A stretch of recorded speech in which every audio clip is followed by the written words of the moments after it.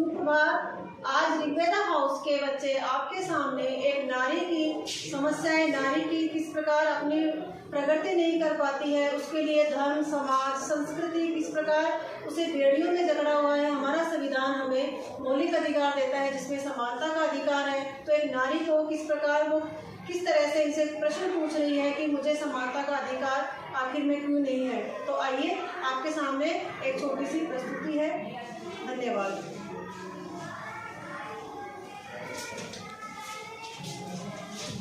बचाओ बचाओ, मुझे आजादी चाहिए, आजादी। ए औरत चुप रह। अगर तुझे इस परिवार का हिस्सा बनना है तो तुझे आजादी छोड़नी होगी। पर मुझे पढ़ना है, पढ़ लिख कर कुछ हासिल करना है। क्या तुझे पढ़ना है? धर्म तुझे लिखने और पढ़ने की बिल्कुल भी आजादी नहीं देता। पर मुझे अपने मन की भावना को बोलने की, व्यक्त करने की आजादी चाहिए।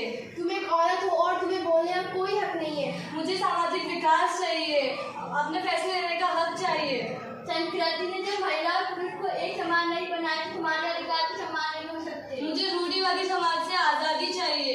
ये औरत तुझे काम करने का कोई हक नहीं है। तेरा काम सिर्फ रसोई घर में है। पर मैं ही क्यों, मुझे भी अपने फैसले लेने का हक चाहिए। क्या तुझे मुक्ति चाहिए? हाँ, मुझे मुक्ति चाहिए। ये कैसा समाज है जो मुझे बोलने की, पढ़ने की, सर उठाकर जीने की आज़ादी नहीं दे सकता? क्या ये सब सिर्फ इसलिए क्योंकि मैं एक औरत हूँ? मैं भी एक इंसान हूँ, मुझे भी इंसान का दर्जा चाहिए। कैसी मुक्ति? ए औरत, अगर तुझे परिवार का हिस्सा बनकर रहना है तो तुझे सिर ढककर और झुककर रहना होगा। पढ़ नहीं सकती, लिख नहीं सकती, काम नहीं कर सकती। पढ़ नहीं सकती, लिख नहीं सकती, काम नहीं कर सकती।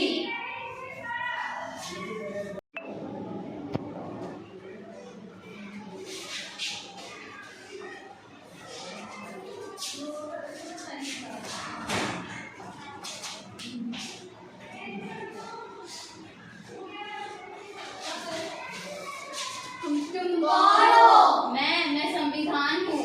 तुम कहाँ हो? जहाँ जहाँ अन्याय, अत्याचार, शोषण, भ्रष्टाचार होगा मैं वहाँ वहाँ खड़ी होंगी। क्या तुम हम सबसे बड़ी हो? हाँ, मैं समाज, संस्कृति, धर्म इन सब से ऊपर हूँ। ऐ नारी उठ जा। कौन हो तुम? मैं संविधान हूँ और मैं तुम्हें इन सामाजिक बेड़ियों से मुक्ति दिलाने आई हूँ। कैसे? इस किताब के जरिए। कैसी किताब है? ये हमारे देश का संविधान है।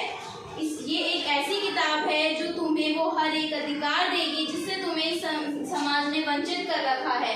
इस भारत के नागरिक होने के हेतु हमारे पास 6 मौलिक अधिकार हैं। समानता का अधिकार, स्वतंत्रता का अधिकार, धर्म की स्वतंत्रता का अधिकार, शोषण के खिलाफ अधिकार, शैक्षिक व सांस्कृतिक अधिकार एवं सावधानिक उपचार।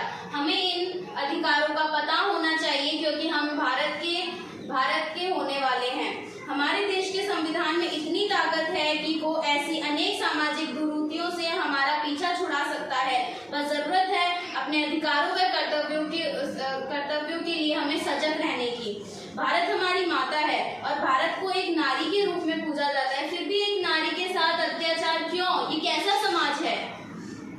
हम कौन होते हैं नारी से उसके अधिकार छीनने वाले, जबकि हमारे सर्वोच्च संविधान ने भी उसे समानता का अधिकार दिया है।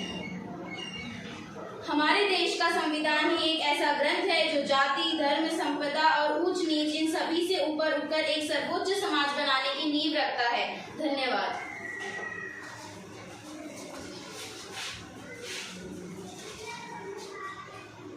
एक पुरुष पढ़ता है तो सिर्फ एक पुरुष पढ़ता है, लेकिन जब नारी पढ़ती है तो पूरा समाज, पूरा देश पढ़ता है और आगे बढ़ता है। धन्यवाद।